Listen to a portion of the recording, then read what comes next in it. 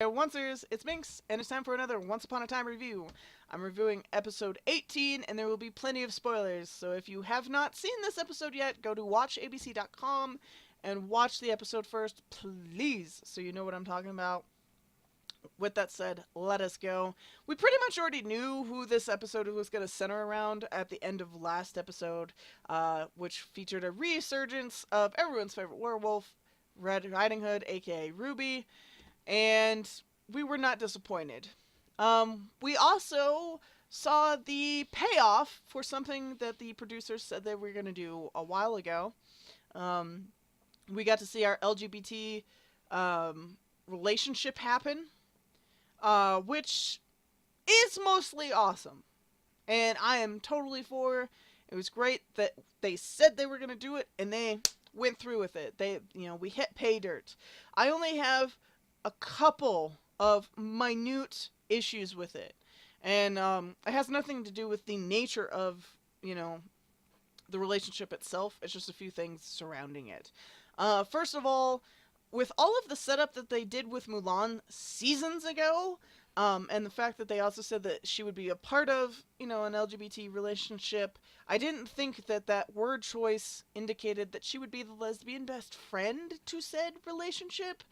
Um, the way they were hinting at it, it sounded like she was going to get the payoff, and she didn't, which kind of sucks, but I suppose it's all part of her, getting over Aurora.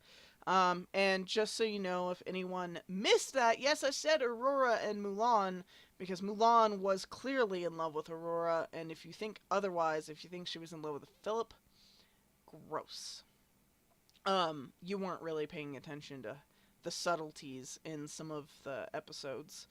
Um, with that said, uh, my only other little kind of myth point, about the whole thing, honestly, it still fits very well within the fairy tale confines that Once Upon a Time finds itself in. We pretty much saw the fairy tale equivalent of Second Date U-Haul with Ruby and Dorothy. Um, because it was pretty much a love at first sight, oh my god, this is my true love, um, kind of thing. And it fits the fairy tale spectrum because, a lot of the time it's like, oh, we've met once, we're totally in love, let me kiss you and wake you up from a sleeping curse. That usually happens. It happened in this case. But, I think for me, I was just hoping to see that there had been some developments. I think my hang up was I wanted it to happen in Mulan. See some developments, see things develop between her and Ruby, or her and Dorothy, or her and whoever the hell else they come up with. Um, but, with that said, it's kind of awesome that they gave the same treatment to this new lesbian pairing that they did with their hetero pairings. It's pretty much you met, you felt an uts, and you're together. Like, that's kind of cool. It's a nice equality kind of feel to it. But I don't know. I still wanted. I guess I wanted to see more relationship development. More development over time. And I also always hope that Mulan finds happiness, and I really want her to find somebody. Grrr. I want payoff for what they've already set up. With that said, pretty much we got to see Zelina trying to be good, and she's actually, lately, Zelina's been stuck between a rock and a bigger rock. Because she's either accept, Hades. I still think Hades is playing her. I think he is playing her like a finely tuned fiddle. And I think in the end he's going to end up probably setting her off. I think Zelina is going to be the key to beating Hades. They kind of team up at the end, and I think she's trying to help Belle.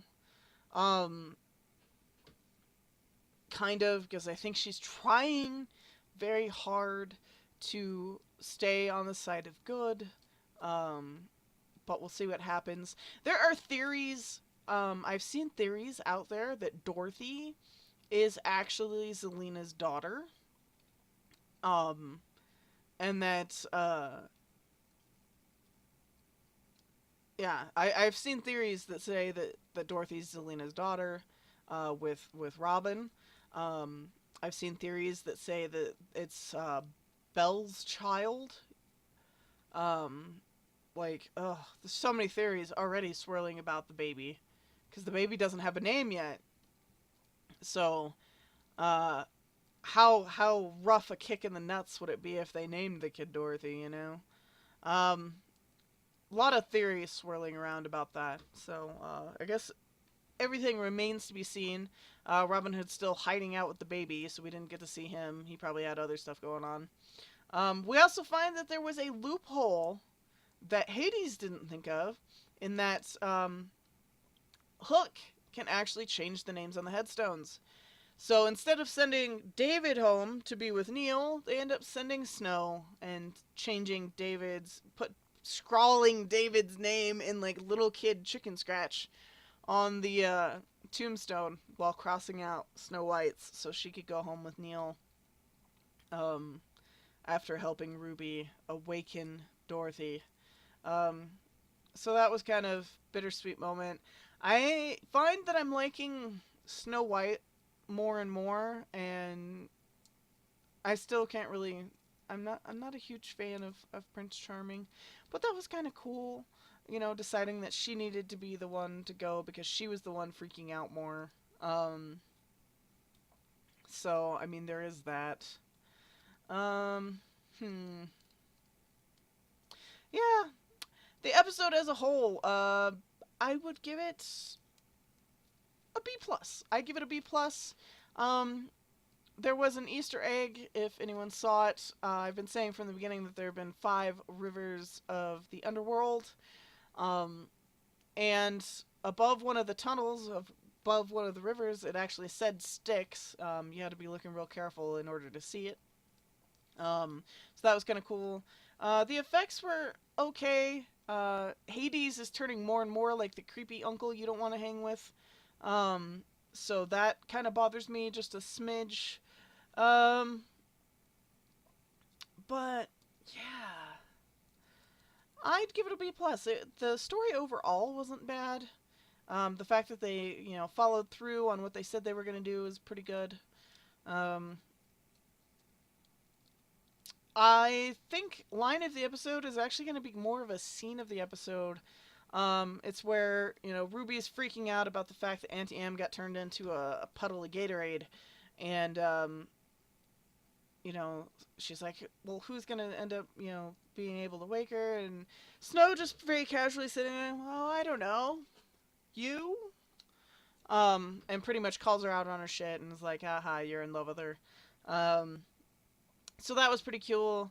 Looking forward to next episode. I want to see where the Zelina Hades thing goes. I'm not too terribly worried about Rumple and Belle, with Belle being under a self-imposed sleeping curse, which I feel is kind of lazy. But I think the actress is pregnant in real life. So I think that's their way of playing around that. We'll have to see if Rumple actually goes to fetch her father to wake her, or not. We'll see. We'll see how that works out. But yeah, so I give it about a B plus. I'm glad they went through with it. I was hoping for more Mulan. And I hope that Mulan gets her happy ending. But some cool stuff, decent effects. Hades is more and more, like I said, that creepy uncle. I'm not. In the beginning, it was cool and kind of sly, but now it's just starting to wig me out a little bit. So yeah, tell me what you thought of the episode. What did you guys think? Did you like the episode? What was your favorite part? Favorite line? Anything?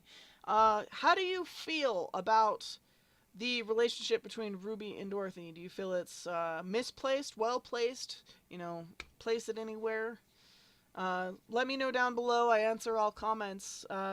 Also, hit that little red button down there that says subscribe. It'll let you know when I do my next review, as well as any unboxings or other reviews that I do. Yeah. So I hope you enjoyed the review. I'll see you guys next week. Later, oncers.